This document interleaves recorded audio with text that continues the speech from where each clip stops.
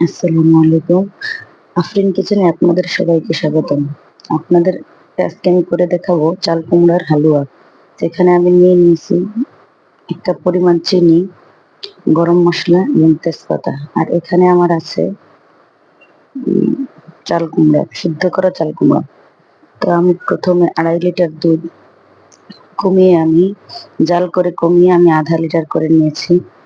তার ভিতরে আমি দিয়ে দিয়েছি সিদ্ধ করা চাল কুমড়া অফ ক্যামেরাতে আমি দিয়ে নিয়েছি। এখন আমি কিছুক্ষণ নেড়েচেড়ে নিচ্ছি। কিছুক্ষণ জাল হয়ে গেলে তারপরে আমি দেখাবো এর সাথে আমি আরো কি কি এড করছি।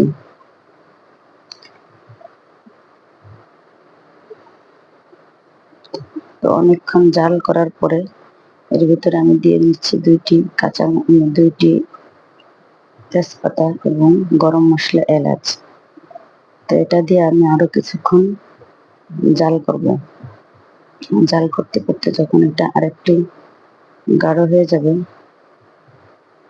সে পর্যায়ে আমি এটাকে নামিয়ে নেব। তো আমি আরেকটু চিনি দিয়ে নিলাম। তো এখানে আমার সেই জাল করে রাখা হালুয়াটা আমার পুরোপুরি প্রসেস হয়নি। তো আমি এই পর্যায়ে আমি এখানে আরো কিছু জিনিস নিয়ে নিয়েছি। এটা আছে ময়দা, ঘি, বাদাম এবং তিল। প্রথমে কড়াইয়ে আমি ঘি দিয়ে নিয়েছি। ঘিটা পুরোপুরি গলে যাওয়া পর্যন্ত আমি অপেক্ষা করব।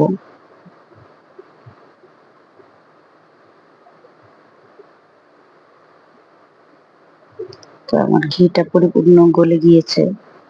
এখন আমি এখানে দিয়ে নিচ্ছি বাদাম। তো কাজু বাদামগুলো আমি দিয়ে ভালোভাবে নেড়ে নেব। একেবারে হালকা লাল লাল হওয়া পর্যন্ত আমি সুন্দরভাবে নেড়েচেড়ে ভেজে নিব। কিছুক্ষণ ভাজার পরে দেখেন কালারটা কেমন হয়ে আসছে। আপনারা পুরোপুরি ভাজবেন না, একেবারে ভাজলে বাদামের যে স্বাদটা আছে সেটা নষ্ট হয়ে যাবে। এরপরে আমি দিয়ে দিয়েছি তিল। ২ টেবিল চামচ পরিমাণ তিল আমি এখানে দিয়ে হালকা ভেজে নিচ্ছি। বাদামটাও আপনারা অত বেশি ভাজবেন না। যদি বেশি ভাজেন তাহলে বাদামের তিলের স্বাদটাও নষ্ট হয়ে যাবে। এরপরে আমি দিয়ে নিচ্ছি সেই জাল করে রাখা চাল কুমড়া। চাল কুমড়া দেওয়ার পরে আমি এটাকে ধৈর্য সহকারে অনেকক্ষণ নাড়তে থাকবো। প্রায় ১০ মিনিটের মতো আমি এটাকে নাড়াচাড়া করব। নাড়াচাড়া করতে করতে এটার গায়ে যে রসগুলো লেগেছিল বা যে পানিটা আছে সেটা একেবারে শুকিয়ে যাবে এবং এর সাথে যা যা দিছি সবকিছু ভালোভাবে এর গায়ের সাথে লেগে যাবে। জাল করতে করতে দেখবেন এক সময় এটার পরিমাণটাও কমে আসছে এবং এটা গায়ে গায়ে লেগে আসছে, আঠালো ভাব চলে আসছে। তো আস্তে আস্তে ধীরে ধীরে এটাকে আমি জাল করতে দিয়েছি। তো জাল করতে করতে এক পর্যায়ে অনেকটাই রস কমে আসছে। তখন আমি দিয়ে দিলাম সেই ময়দার মিশ্রণটি। অল্প পরিমাণ পানি দিয়ে আমি ওটাকে গুলিয়ে রেখেছিলাম।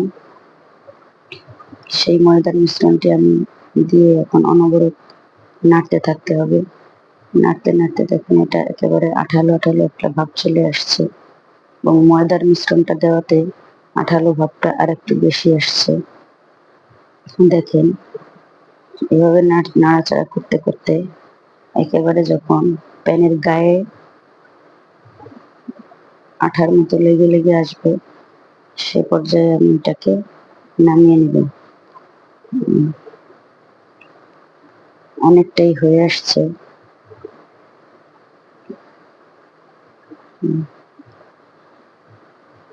আমার মোরব্বা প্রায় এ পর্যায়ে বানানো শেষ হয়ে যাচ্ছে।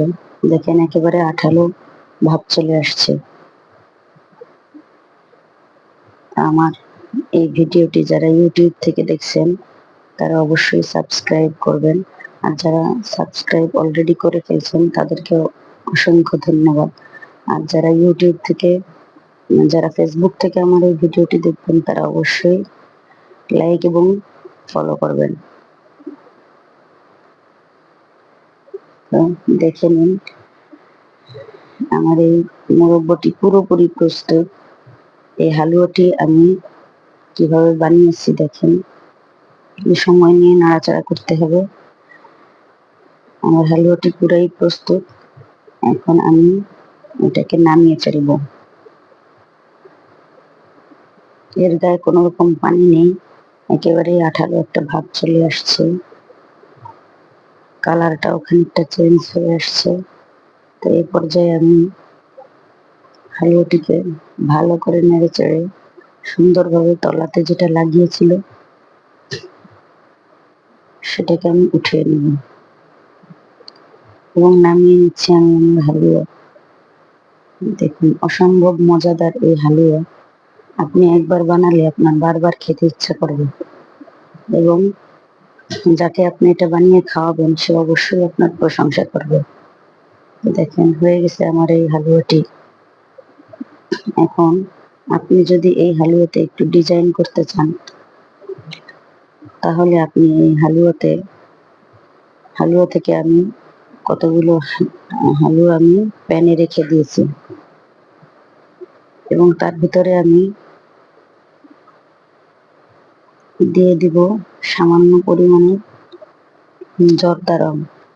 এই জর্দা রংটা দেওয়ার কারণে বাকি যতটুকু হালুয়া আছে সেটার ভিতরে অন্যরকম একটা কালার চলে আসবে, সুন্দর একটা কালার চলে আসবে। এই কারণে আমি জর্দা রং দিয়ে সুন্দরভাবে নেড়ে চেড়ে এই হালুয়াটিকে আমি একটি কালার করে নিয়েছি। এটা দেখার সৌন্দর্য, আপনি ইচ্ছা করলে এটা নাও করতে পারেন, এটা অপশনাল। তো হালুয়া বানানোর যে মেইন প্রসেস সেটা আপনারা দেখে নিয়েছেন। তো এটা জাস্ট সৌন্দর্যের জন্য। তো এটাকেও আমি যতটুকু পানি দিয়ে দিয়েছিলাম সেটাকে আমি সুন্দরভাবে নেড়ে এই জর্দা রঙের পানিটা আমি শুকিয়ে নিচ্ছি। তো এরপরে আমি সেই হালুয়াটুকু সেই হালুয়ার উপরে আমি সুন্দরভাবে দিয়ে নিচ্ছি। আপনি চাইলে অন্যরকম ভাবে ডেকোরেশন করতে পারেন।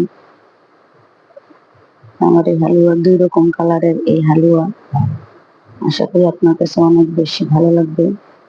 তো আপনারা অবশ্যই ট্রাই করবেন এবং আমার জন্য সবাই অনেক অনেক দোয়া করবেন এবং ভালোবেসে আমার পাশে থাকবেন। আসসালামু আলাইকুম।